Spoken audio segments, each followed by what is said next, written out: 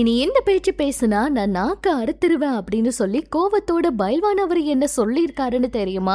வாங்க என்னாச்சுங்கிறத பார்க்கலாம். பிரபல நடிகை தேவயானி அவங்களுடைய கணவரும் இயக்குனருமான ராஜகுமாரன மூத்த பத்திரிகையாளர் பைல்வான் ரங்கநாதன் அவரு மிக கடுமையான வார்த்தையால விமர்சிச்சிருக்காரு. இது திரையுலகில பெரும் பரபரப்பை ஏற்படுத்தி இருக்கு. சமீபத்துல அவர் கொடுத்த பேட்டியில ரஜினி அவர் நடிப்புல வெளியான ஜெயிலர் படம் வன்முறை நிறைந்தது அப்படின்னும் இத்தகைய படங்களை விட ஆபாச படங்களே அதிக வசூலிட்டும்னு சர்ச்சைக்குரிய வகையில பேசியிருந்தாரு. இதுக்கு பதிலடி கொடுக்கிற விதமா பைல்வான் ரங்கநாதன் தன்னோட கண்டனங்களை பதிவு செஞ்சிருக்காரு. பைல்வான் ரங்கநாதன் தன்னோட விமர்சனத்துல ராஜகுமாரன் சினிமாவில உருப்படியா எதையுமே சாதிக்கல அப்படின்னும் தன்னோட மனைவி தேவயானி அவங்களுடைய உழைப்புல கிடைக்கிற வருமானத்துல தான் அவரு வாழ்க்கை நடத்துறதாகவும் சாடியிருக்காரு. சொந்தமா 10 பைசா கூட சம்பாதிக்க துப்பில்லாத நீ பல தயாரிப்பாளர்களை வாழ வச்சு ரஜினியோட படத்தை பத்தி எப்படி நீ இப்படி எல்லாம் பேசலாம் அப்படிங்கிற மாதிரி ஆவேசமா கேள்வி எழுப்பியிருந்தாரு. குடும்பத்தை நடத்த தேவயானி அவங்க பள்ளி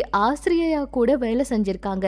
ஆனா நீ எந்த வேலையும் செய்யல அப்படிங்கிற மாதிரி பேசியிருந்தாரு. அது மட்டும் இல்லாம தேவயானி ராஜகுமாரன் அவங்களுடைய திருமண தப்ப நடந்த ரகசியம் பத்தி சொல்லிடுவேன். அந்த இக்கட்டான சூழ்நிலையில அவங்க மனநிலை எப்படி இருந்துச்சுன்னு எனக்கு தெரியும் அப்படிங்கிற மாதிரி எச்சரித்திருக்காரு. உன் முகத்தை என்னைக்காச்சும் கண்ணாடியில பாத்திருக்கியா? தேவயானி அவங்களுடைய கால் தூசிக்கு கூட நீ ஈடாக மாட்ட அப்படிங்கிற வார்த்தைகளை எல்லாம் கூட வீசி இந்த மாதிரி விஷயங்களை எல்லாம் அவரு பேசி இருக்கிறது அதிர்ச்சியை ஏற்படுத்தி இருக்கு. ராஜகுமாரன் அவங்களுடைய தோற்றம் மற்றும் தகுதியை குறித்து தரம் தாழ்ந்த சொற்களால் இப்படி விமர்சனம் பண்ணியிருக்காரு. இறுதியா மற்றவர்களை விமர்சிக்கிற முன்னாடி உன்னை நீயே சுய பரிசோதனை செஞ்சுக்கணும். ராஜகுமாரனுக்கு இப்படிப்பட்ட விஷயங்களை எல்லாம் நான் சொல்லியே ஆகணும் அப்படின்னு பேசினது மட்டும் இல்லாம சினிமாவில இருந்துகிட்டே சினிமா துறையினரை தர குறைவா பேசுறத நிறுத்திக்கணும். மீறி பேசுனா நாக்க அறுத்துருவேன் அப்படின்னு பகிரங்கமா எச்சரிக்கையும் விடுத்திருக்காரு. பைல்வான் அவரு பேசியிருக்க இந்த விஷயங்களை பார்க்கும்போது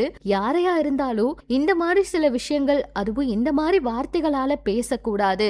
எதுவா இருந்தாலும் அவங்க பேசின விஷயங்களுக்கு பதிலடி கொடுக்கலாமே தவிர இவரு இது சொல்றது தப்புன்னு சொல்லாமே தவிர இந்த மாதிரி வார்த்தைகள் எல்லாம் பயன்படுத்தி அவங்கள தரக்குறைவா பேசக்கூடாது. இந்த ஆவேசமான பேச்சு எதுக்கு அப்படின்னு சமூக வலைதளங்கள்ல இப்ப இது விவாத பொருளா மாறி இருக்குங்க.